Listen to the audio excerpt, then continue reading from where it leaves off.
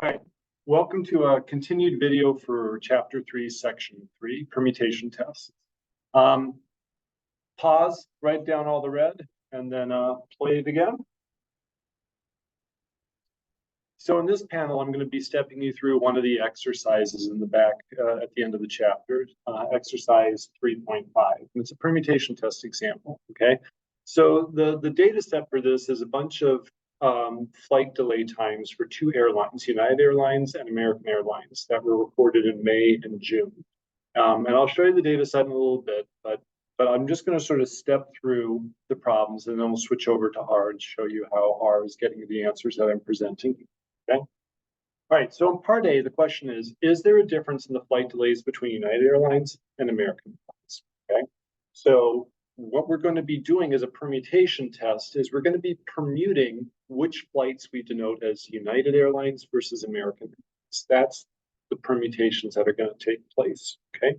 In part B, the question is there a difference in flight delay times between flights from May versus flights from June? So for B, we're going to be doing a permutation test, but what we're going to be permuting is which month each flight is associated to. So some of the Mays will become June, some of the Junes will become Mays. We'll run it again and again and again, all right? Okay, so in part A, our test statistic is going to be the average delay length of the United Airline flights, that's X bar sub UA, minus the average delay length of the American Airlines flights, that's X bar sub AA, all right? Now, and I'll show you this in R, the original data set with the real UA flights and the real AA flights, the actual difference between the average delay for UA and the average delay for AA is 5.886 minutes, all right? My test statistic is going to be as above. This is a statistical test, so we need a null and an alternate hypothesis.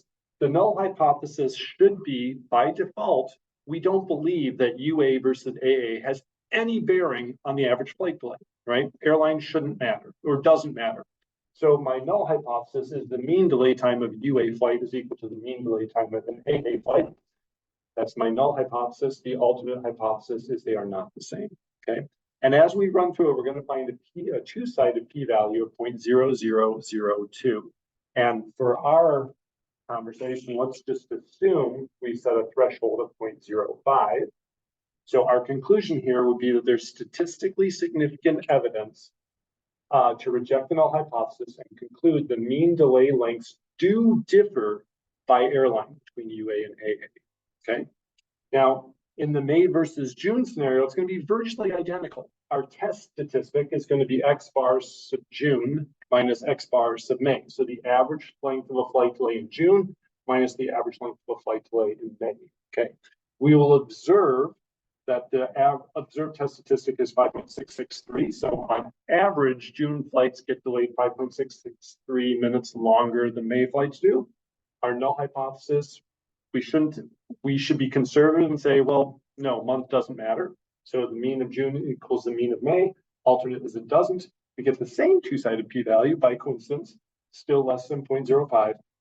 So we conclude that we should reject the null hypothesis. There's statistically significant evidence saying we should reject it. And we should conclude that the mean delay lengths do differ between May and June. Now, I'd like to observe, getting a bit more detailed here, that this is a problem in which we have two different populations and two different samples. So in part A, we have the population of American airline flights, and we have the population of United Airline flights. And we're taking a sample from each one. So I've got some Xi's for, I don't know, United, and some YJs for American.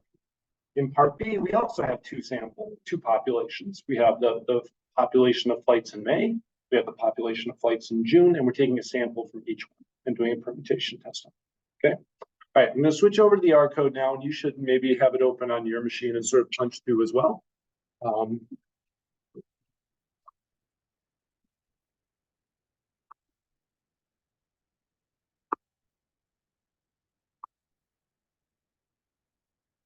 Okay. So first off, line 240 in our chapter 3 R notebook is to view the flight delays. So make sure you have clicked on the resample package under packages in the bottom right corner. But if I run this, you're going to see the flight delays database, as it were. And so we've got a whole bunch of information here. In particular for us is what month it occurred, and you'll see they're all Mays and Junes. I have to go down a fair ways to see the Junes, but they're there. And we're going to have this column about delays, and it will tell you how long they're delayed. -1 minute, left early. 102 minutes, delayed an hour 42. Okay, so we got all that information. And we also have the carrier here, column 2, as it were, UA versus, you'll have to scroll down ways, AA. Okay. There's also a bunch of other columns, but we're not going to be using those other columns for today's testing. Okay. All right, so in part A, we're trying to figure out, do the average length of flight delays United differ from American?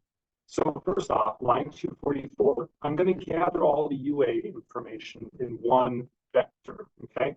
So I'm defining a new vector, UA delay, and it's a subset of the flight delays data set. I'm selecting only column delay, and I'm selecting the subset of the carrier column UA. So those are the only things I'm going to gather into this UA.delay vector. Run it, do the same thing for AA, run it.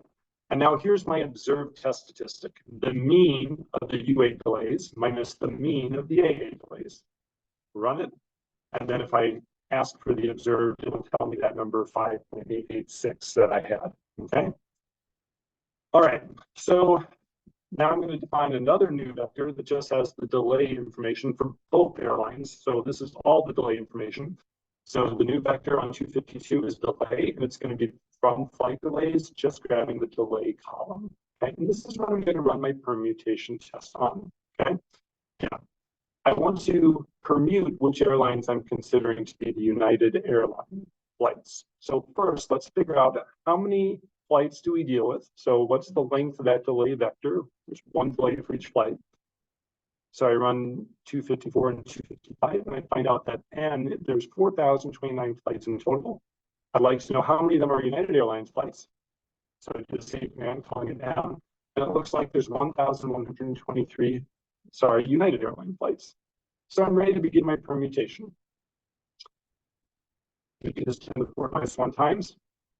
Line 261, I'm creating a result vector to store each test statistic in, and it's going to be of length capital N.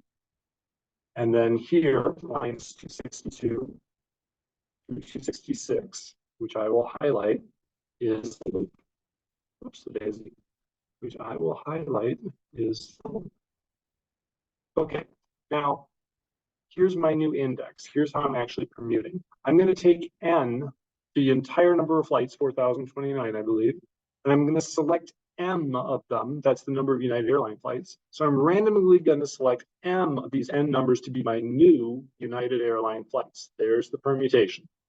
And then I'm going to record the mean of the delay times of these new United Airlines, that's where I use index, minus the mean of the delay times of the new American Airlines, which are the not United, so negative index. Okay, so let me run 261 for 266.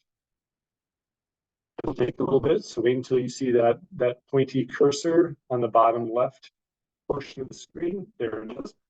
So it's run it, and now I'm going to do the one-sided tests.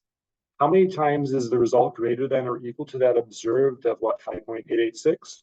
And how many times is the result less than or equal to negative the observed? So I'm going to do both one-sided tests. So there's 4 times 10 to the negative 4th for one of them. There's 1 times 10 to the negative 4th for the other.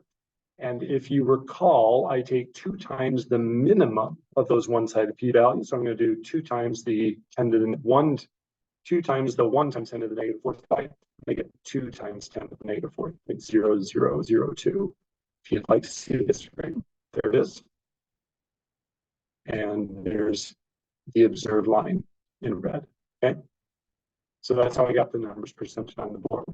Now part B, it's going to be exactly the same thing, except now instead of UA and AA, I'm going to fixate on May and June. So define a vector to be all the delays in May, define a vector to be all the delays in June, calculate my observed test statistic, the mean of the Junes minus the mean of Mays, ask R to tell us what it is, and there's that 5.663 number. Create a new vector that just has the delay column. How long is that delay column? Tells me how many flights there are, 4029. How many of those flights occurred in June? Well, I'll add the length of the June column and ask for M and it's 2030. So every time I do a permutation, I'm going to be picking 2030 of these 4,029 flights and calling them the new Junes, okay? And the rest will be my new Mays, right? Run through the exact same setup, sampling N and M, mean delay, everything else exactly the same. It's just doing it on May and June. And then here are my two-sided p-value, my one-sided p-values. Whoops, a daisy. So what happened there is I'm not getting the result. There I am. I got ahead of the code, the loop that I was running. So I'm just going to run that loop one more time to make sure it's generated the correct result vector before I ask for the p-values. Waiting for that cursor. And there it is. Now I can go on to line 298. Maybe I could have before as well. P-value 1 times 10 to the negative fourth. P-value 1 times 10 to the fourth. 2 times the middle. 2 times 10 to the negative fourth, as I had on the board. And then histogram if you want to see it. And our observed data point, way outlier. So that's highly unlikely that that outlier occurred by chance. Okay. All right. And that's a good place to stop this video.